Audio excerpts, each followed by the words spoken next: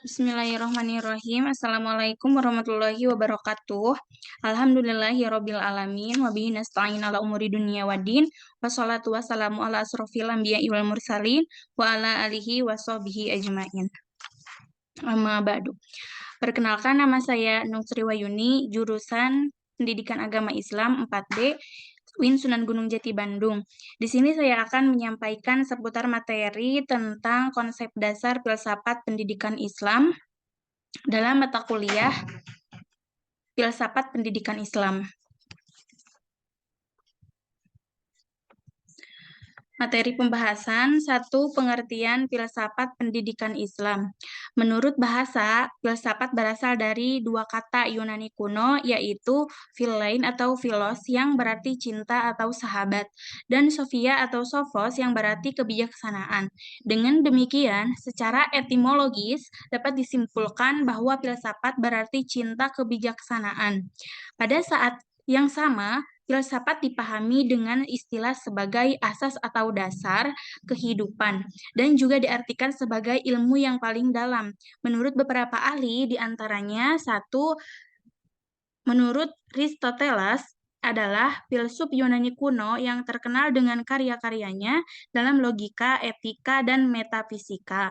Meskipun dia bukan seorang pemikir langsung dalam konteks filsafat pendidikan Islam. Pemikirannya tentang pendidikan memiliki pengaruh signifikan dalam sejarah pemikiran Islam.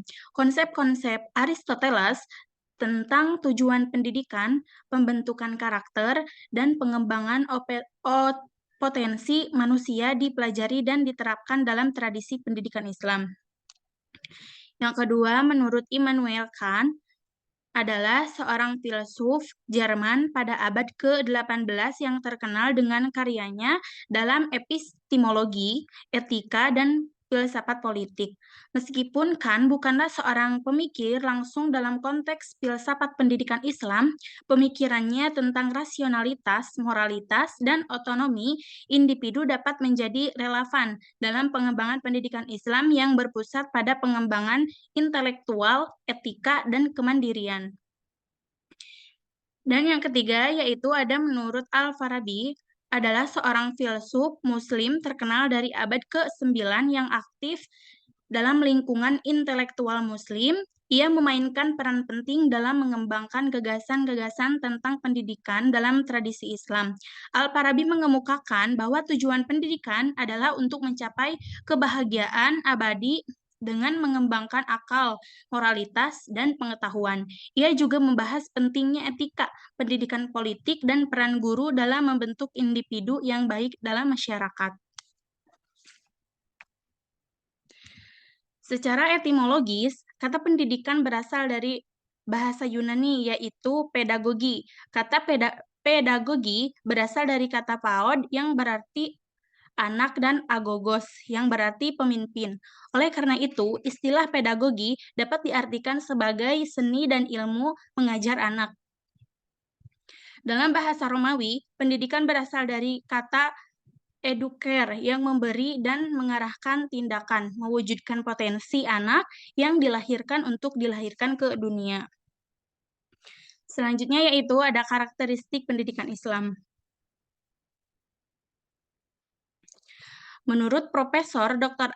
Ajyumardi Ajra, ada beberapa karakteristik pendidikan Islam, yaitu penguasa ilmu pengetahuan, ajaran dasar, Islam mewajibkan mencari ilmu pengetahuan, bagian setiap muslim dan muslimat.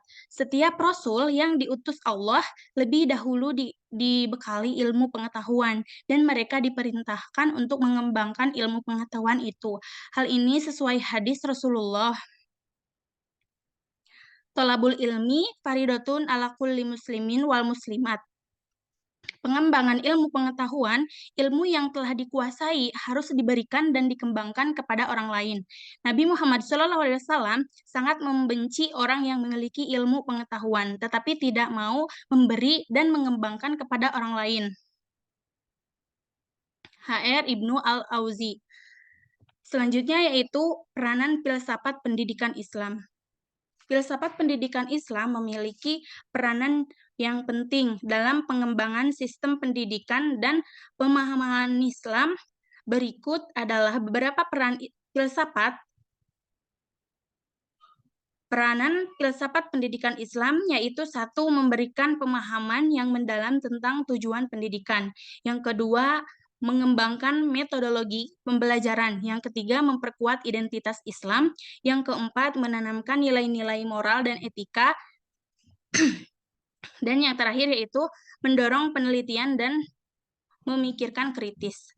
Melalui peran-peran ini, filsafat pendidikan Islam berperan penting dalam membentuk pendidikan yang sejalan dengan prinsip-prinsip Islam dan memberikan kontribusi positif dalam pembentukan individu Muslim yang berakhlak mulia dan berwawasan luas. Selanjutnya yaitu ruang lingkup filsafat pendidikan Islam. Mengenai ruang lingkup filsafat pendidikan Islam, Mujahid Arifin Abudin Natasa mengatakan bahwa ruang lingkup pemikirannya tidak menyangkut hal-hal yang secara teknis bekerja dalam pendidikan, tetapi segala sesuatu yang melatar belakangi dan mewarnai model sistem tersebut. Pemikiran yang disebut filsafat secara umum pembahasan falsafah pendidikan Islam demikian mendalam, mendasar, sistematis, terpadu, logis, menyeluruh, dan universal. Menurut konsep-konsep tersebut, mulai dari tujuan pendidikan, kurikulum, guru, metode, lingkungan, dan seterusnya. Selanjutnya yaitu fungsi filsafat pendidikan Islam. Filsafat pendidikan Islam memiliki beberapa fungsi yang penting. Berikut adalah beberapa di antaranya. Satu, menyediakan pemahaman tentang tujuan pendidikan. Yang kedua, mengembangkan kurikulum Islam yang holistik. Yang ketiga, memandu metode pengajaran. Yang keempat, membentuk karakter Islam. Dan yang terakhir, yaitu menyediakan pedoman dalam pengelolaan institusi pendidikan.